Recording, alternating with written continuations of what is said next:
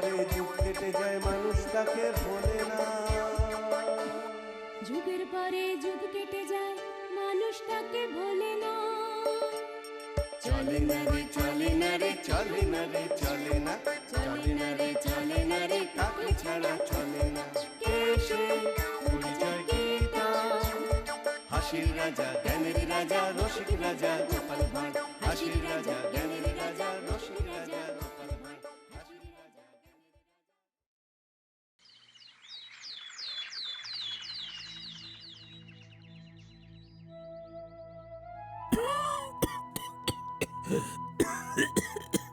রাজবৈদ্য, কেমন দেখছো? মুখে বেশ ভালোই ঠান্ডা লেগেছে, সারতে বেশ কিছুদিন সময় লাগবে। তাই নাকি? তা ভয়ের কিছু নেই তো?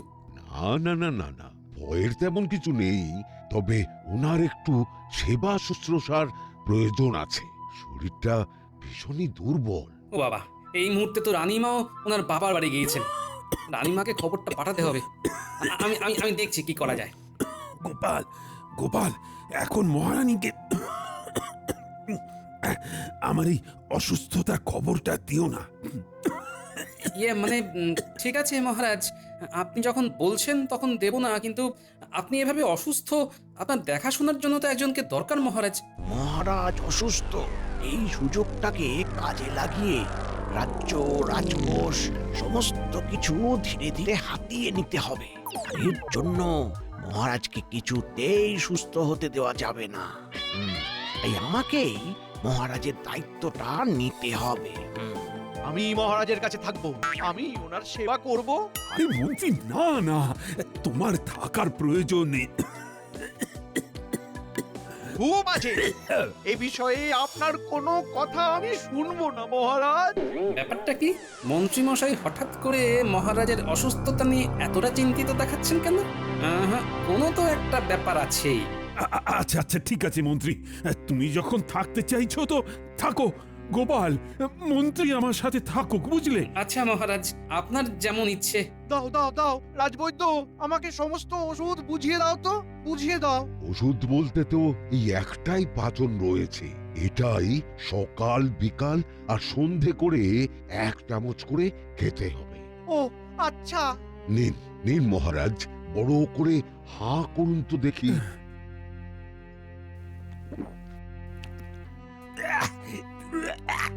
ইস, কি তিতো! খেতে হলেও খেতে তো হবে মহারাজ, এটাই আপনার শরীরটাকে সুস্থ করে তুলবে। সারাদিনে 3 বার করে কিন্তু খেতেই হবে। আচ্ছা আচ্ছা, আমি আছি তো, আমি খাইয়ে দেবো রোজ। আজ থেকে মহারাজের সব দায়িত্ব আমার, সাথে রাজবাড়িরও।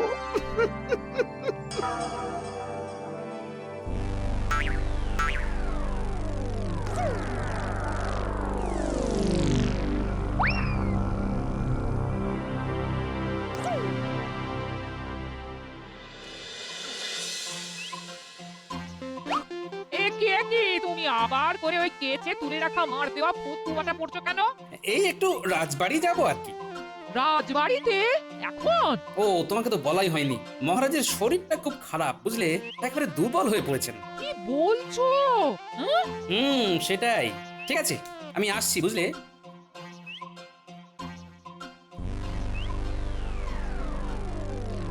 পাচন খাওয়ানোর সময় হয়ে গেছে, কিন্তু এই পাচনটা খাওয়ালে তো মহারাজ ধীরে ধীরে সুস্থ হয়ে যাবেন, কিন্তু সেটা তো কিছুতেই হতে দেওয়া যাবে না।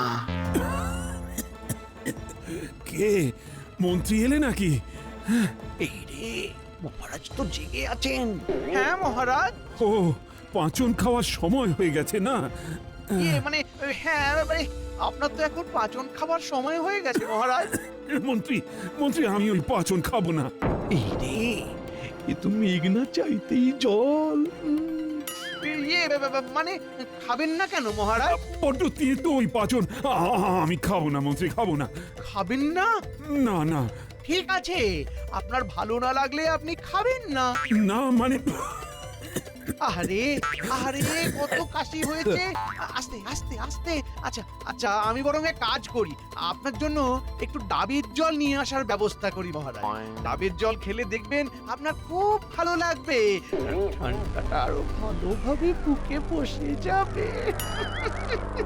কি বলছেন মন্ত্রী মশাই? মহারাজের ঠান্ডা লেগেছে আর উনি এই ভর সন্ধ্যেবেলা ডাবের জল খাবেন? হ্যাঁ, ওটা আবার কোথা থেকে এসে হাজির হলো? আরে না না গোপাল, আসলে মানে মহারাজ রাজবৈদ্যের দেওয়া এই পাচনটা খেতে চাইছেন না। কি মহারাজ পাচন খেতে চাইছেন না? না গোপাল না, ওই পাচন আমি খেতে পারবো না, বড্ড তেতো। ও বলছি মহারাজ আর জেদ করবেন না, পাচনটা খেয়ে আপনাকে সুস্থ হতেই হবে মহারাজ। সুস্থ তো আমিও হতে চাই গোপাল, কিন্তু কিন্তু তেতো পাচন আমি খেতে পারবো না। আচ্ছা আচ্ছা ঠিক আছে, ওই পাচন আপনাকে খেতে হবে না, আমি দেখছি বৈদ্য মশাইয়ের সাথে কথা বলে যদি এই পাচনের বিকল্প পাচন কিছু পাওয়া যায়। সব পরিকল্পনায় জল ঢেলে দিল এই টেকো। উফ! সবই তো শুনলে বৈদ্য, এবার বলো এই পাচনের বিকল্প কোনো পাচন হবে কিনা? মহারাজ তো তোমার এই পাচন মুখে দিতে চাইছেন না। মহারাজ যে পাচন খাওয়া নিয়ে এমন শিশুসুলভ আচরণ করবেন সেটা তো আমি আগে বুঝতে পারিনি। ঠিক আছে গোপাল, তুমি বসো। হ্যাঁ, আমি দেখছি বিকল্প কিছু বানাতে পারি কিনা। আচ্ছা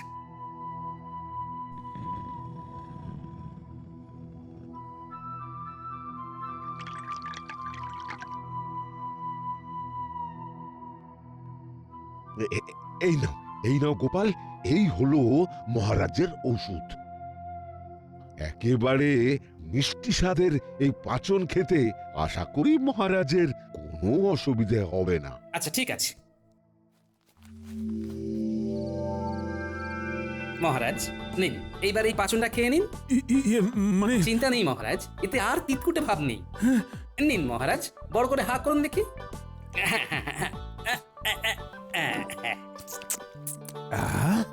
এ তো পুরো মধুর মতো মিষ্টি।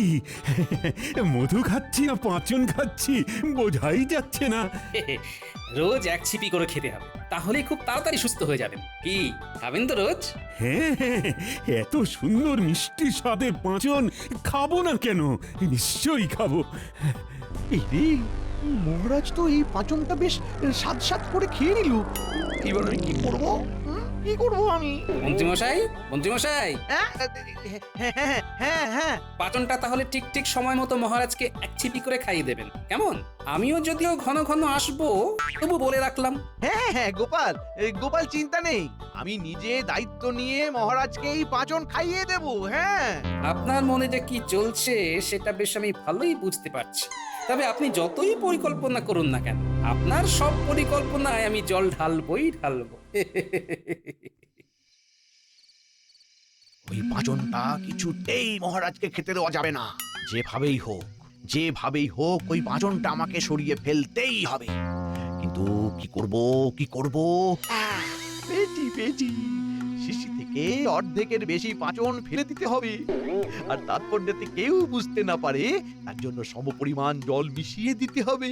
হ্যাঁ, তাহলেই পাচনের সমস্ত গুণাবলী নষ্ট হয়ে যাবে আর কেউ বুঝতেও পারবে না। যাই তাড়াতাড়ি কাজটা সেরে ফেলি, যাই। মহারাজ ঘুমোচ্ছেন, এটাই সুযোগ, কাজটা তাড়াতাড়ি সেরে ফেলতে হবে। পাচনের শিশিটা কোথায় গেল?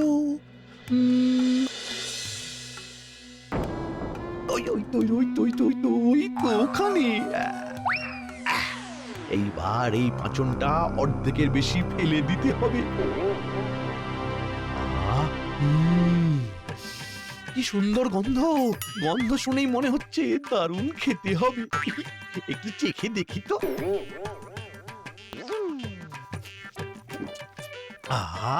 কি দারুণ স্বাদ! এত সুন্দর পাচন ফেলে নষ্ট করব কেন? এক কাজ করি, পাচনটা বরং আমি খেয়ে নি।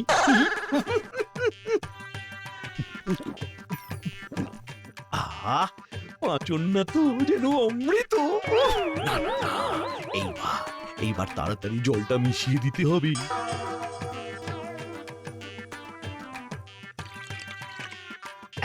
ব্যাস, কাজ শেষ। এইবার মানে মানে কেটে পড়ি। উফ, বাবারে পেটটা কি মোচড় দিচ্ছে। উফ, মনে হচ্ছে মাঠে যেতে হবে। ওরে বাবারে, মনে হচ্ছে এখানেই হয়ে যাবে। এখানেও তাড়াতাড়ি যাই। ওরে বাবারে। মহারাজ আরে গোপাল যে, এসো এসো। কেমন আছেন এখন? এখন একটু ভালো আছি। ওই কালকের পাঁচন খেয়ে আগে থেকে অনেকটাই সুস্থ বোধ করছি। আজ সকালে খেয়েছেন তো? না, এখনো খাওয়া হয়নি। মন্ত্রী তো এখনো আসেইনি। কি বলছেন? মন্ত্রীমশাই এখনো আসেননি? এত বেলা হয়ে গেল, মন্ত্রীমশাই সঠিক সময় পাচনটা খেতে বলেছেন। কি যে করেন না মন্ত্রীমশাই, এই জন্য আমি কারোর উপর ভরসা করতে পারি না। দাঁড়ান মহারাজ, আমি আপনাকে পাচনটা দিচ্ছি।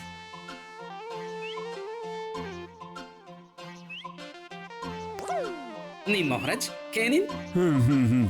ভাগ্যেশ আমি এসেছিলাম, না হলে তো আজ সকালে আপনার পাচনটা খাওয়াই হতো না। কি হয়েছে মহারাজ? গোপাল, এই পাঁচনটা কেমন যেন পানসে লাগছে। পানসে লাগছে? কিন্তু কালকেই তো বললেন মধুর মতো মিষ্টি স্বাদ। হ্যাঁ হ্যাঁ, কাল তো তাই লাগলো, আজ একেবারে পানসে লাগছে। সত্যি তো, পাচনটা তো অনেক পাতলা মনে হচ্ছে। তাহলে কি কোনো কারণে পাচনটা নষ্ট হয়ে গেছে? কি জানি। না না না, এমন তো হবার কথা না। ঠিক আছে, আপনি বসুন, আমি বরং একবার পাচনটা বৈদ্য মশাইকে গিয়ে দেখিয়ে আসি।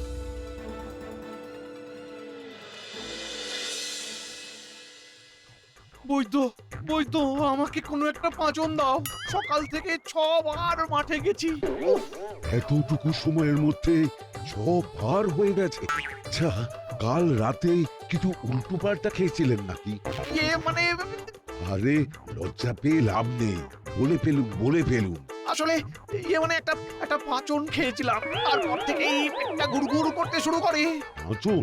হ্যাঁ, কোন পাচন খেয়েছেন? আরে পাঁচন খেয়েছি এইটুকু শুনলে তো এত কথার কি আছে? দাও দাও দাও, তাড়াতাড়ি ওষুধ দাও। পেটের ভিতরটা মোচড় দিয়ে উঠছে। ওরে বাবাই, আমার মনে হয় যেতে হবে। ঠিক আছে, দাঁড়ান দাঁড়ান।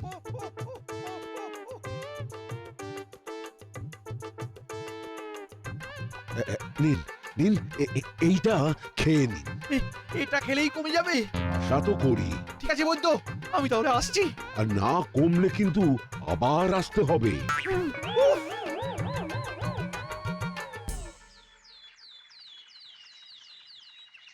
আরে মন্ত্রী মশাই না? উনি রাজবৈদ্যর বাড়িতে কি করতে এসেছিলেন?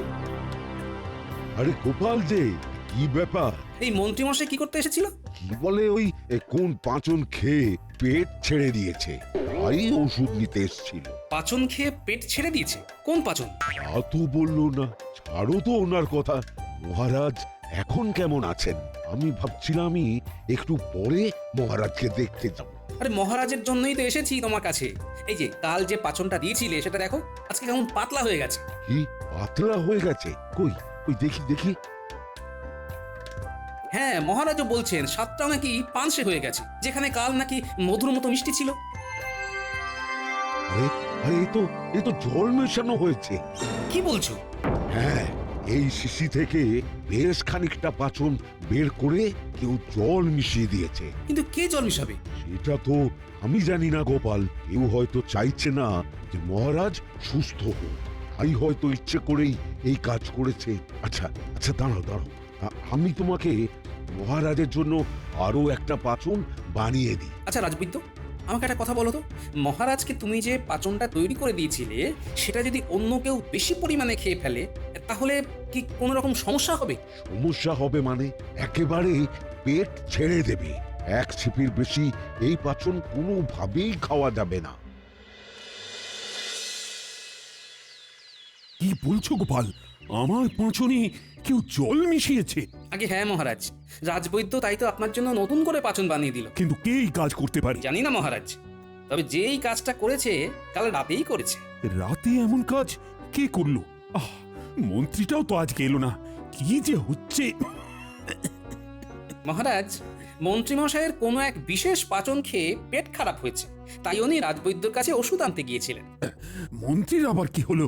জানি না, তবে রাজবৈদ্য বলল আপনার এই পাচনটা কেউ যদি ভুল করেও এক ছিপির বেশি খেয়ে ফেলে তাহলে তার পেটের অবস্থা বেহাল হয়ে যাবে।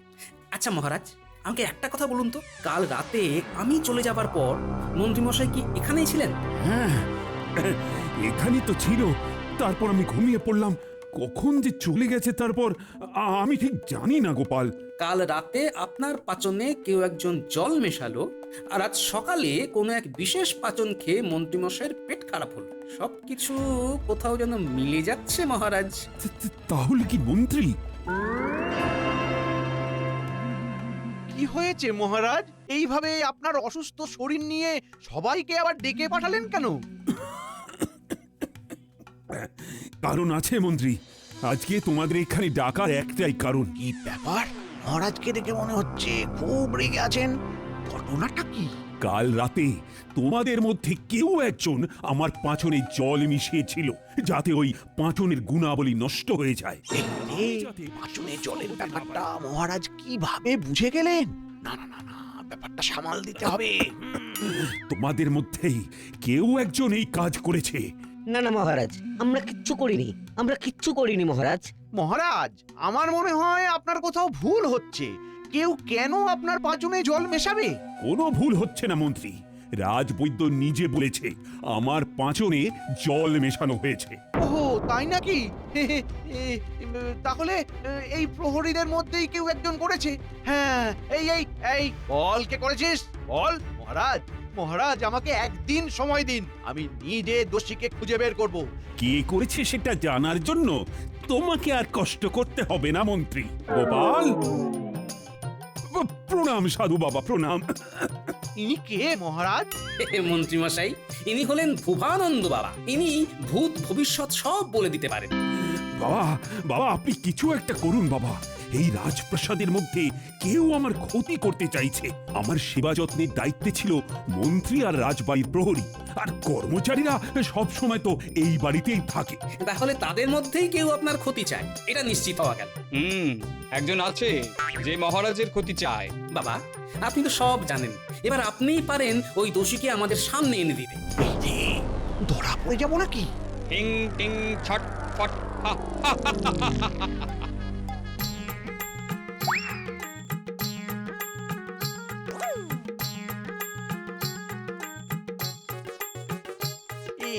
এগুলো দিয়ে কি হবে? দাঁড়াও বৎস, এত উতলা হয়েও না। এর মধ্যে মন্ত্রপুত চাল আছে। এটা তোমরা আজ রাতে তোমাদের সাথে রাখবে। কাল সকালের মধ্যে একজন বাদে সবার চাল ধানে পরিণত হবে। আর বাকি রইল একজন, যে হলো এই কর্মকাণ্ডের আসল দোষী। তার কৌটোর চাল চালই থেকে যাবে। এর পরেই বোঝা যাবে আসল দোষীটি আসলে কে। ওহ, মন্ত্রীমশাইয়ের মুখটা একেবারে দেখার মতো। এইবার জমবে মজা। না না না না না, কিছুতেই ধরা পড়লে চলবে না। কিছু একটা তো করতে হবে, কিছু একটা করতেই হবে। সাধু বাবা তো বলেছিল যে দোষী তার চালটা চালই থাকবে, আর বাকিদের চালটা ধান হয়ে যাবে। আচ্ছা, আমি যদি নিজেই এই কৌটোর সব চাল বের করে তার জায়গায় ধান রেখে দিই, তাহলে তো আর ধরা পড়ার কোনো ব্যাপারই থাকবে না। হ্যাঁ, দারুণ উপায় পেয়েছি। এটাই করি, এটাই করি। কাল সবাই এই কৌটোটা নিজের কাছে রেখেছিলি তো? নিন নিন, এবার তাড়াতাড়ি সবার কৌটোগুলো খুলে দেখুন তো, তারপরই তো বোঝা যাবে আসল দোষী কে। দেখলেন তো মহারাজ, আমারটাতে ধান আছে। এই এই, সবাই ভালো করে দেখে নাও। গোপাল, তুমিও দেখে নাও, পরে আবার বলো না আমারটাতে চাল ছিল। তোমার কৌটো তুমি তোমার কাছে রাখো বৎস। এ কি, এইখানে তো সবার কৌটো থেকেই চাল বের হচ্ছে। তার মানে মহারাজ, মহারাজ এরা জোট বেঁধে কাজটা করেছে, বুঝলেন? কাজটা তো করলাম আমি, তাহলে ওদের কৌটো থেকে চাল বের হচ্ছে কেন? সে কি গোপাল, তোমার কৌটো থেকেও চাল বের হলো? তার মানে মহারাজ, মহারাজ সর্ষের মধ্যেই ভূত, বুঝলেন তো? আমরা কিচ্ছু করিনি মহারাজ। চুপ, একদম চুপ। মহারাজের পাঁচনে জল মিশিয়ে এখন বড় বড় কথা বলা হচ্ছে। মহারাজ, আমাকে আদেশ দিন যে সব করাকে আমি এক্ষুনি গারদে পড়ছি। গারদে তো যাবে মন্ত্রী। মানে আমাকে বলছেন মহারাজ? হ্যাঁ হ্যাঁ, তোমাকে। আসল দোষী তো তুমি। তাই তো তুমি বাড়ি সবার চাল চালই থেকে গেল, আর তোমারটা ধান হয়ে গেল। সাধু বাবা তো বলেছিলেন যে দোষী সে বাদে সবার চাল ধান হয়ে যাবে। সাধু বাবা বলল, আর আপনি নাচতে নাচতে আপনার কৌটোর সব চাল বের করে ধান রেখে দিলেন আর ভাবলেন আপনি বেঁচে গেলেন। ইয়ে মানে আর বাবা, উনি সাধু বাবা নন, আপনাকে ধরার জন্য এই সব ছিল আমার পরিকল্পনা। সাধু বাবা, এবার আসল রূপে ফিরে এসে তো দেখি। এ কি? এটা তো পুটির বাবা। আপনি কি শুধু নিজেকেই চালাক মনে করেন আর আমরা ঘাসে মুখ দিয়ে চলি? হ্যাঁ, এই কেমন দিলাম? ছি ছি মন্ত্রী ছি, আমি মানুষটা অসুস্থ আর তারপরেও তুমি আমার সাথে এই কাজ করলে। আমাকে ক্ষমা করে দিন মহারাজ, আমি আসলে লোভে পড়ে পাঁচনটা খেয়ে ফেলেছিলাম। আমাকে ক্ষমা করে দিন, এমন ভুল আর হবে না মহারাজ, এমন ভুল আর হবে না। হ্যাঁ, প্রতিবার তো তোমার একই নাটক, সবকিছু করার পর কান্নাকাটি করে ক্ষমা চাওয়া, আর আমিও তোমাকে ক্ষমা করে দিই, কিন্তু এইবার ওটি হবে না।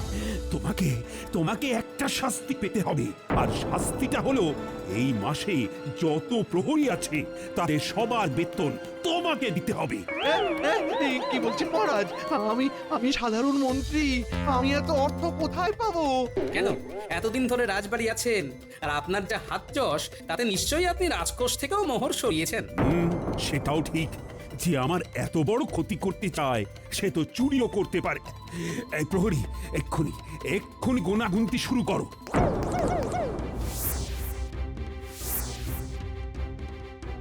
মহারাজ 570 মোহর কম পড়ছে। তার মানে তো মন্ত্রীমশাই চুরিও করেছে। ইয়ে মানে এই সব মানে টানে আমি অনেক শুনেছি। আমি যেটা বললাম সেটা যদি না পারো তাহলে কিন্তু না মহারাজ, না না, আপনি যেটা বলবেন সেটাই হবে। এই মাসের প্রহরীদের বেতন আমি দেব। মন্ত্রীমশাই, পাচন খেয়ে পেট এখন ঠিক আছে তো, নাকি আবার মাঠে ছুটবে না?